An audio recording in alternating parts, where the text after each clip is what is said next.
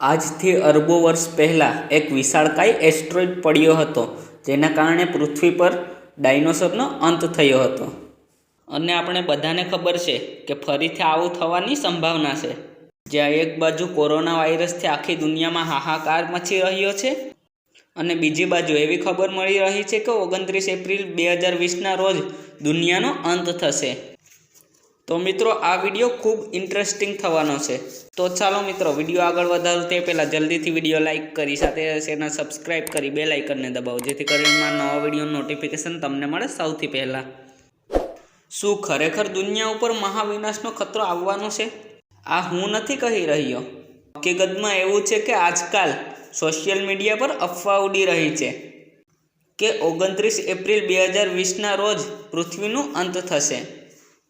આ ખબર સૌપ્રથમ એક અંગ્રેજી પેપરમાં છપાઈ હતી, જેના પછી આ વાત જંગલમાં લાગેલ આગની જેમ વધતી ગઈ કે એક એસ્ટ્રોઇડ પૃથ્વી સાથે ટકરાશે અને ધરતી પરથી માનવજાતનો અંત થશે.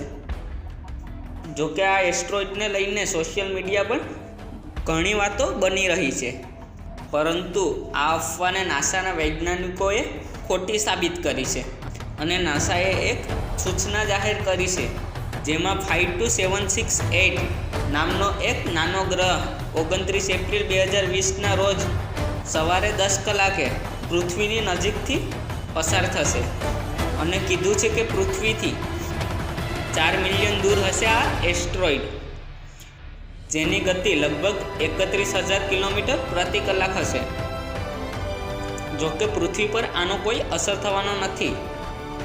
નાસાના વૈજ્ઞાનિકોનું માનીએ તો આ એસ્ટ્રોઇડથી ધરતીને કોઈ જાતનો ખતરો નથી. તો જે થવાનું છે તે તો 29 એપ્રિલ 2020ના રોજ જ ખબર પડશે. આશા કરું છું તમને વિડીયો પસંદ આવ્યો હશે.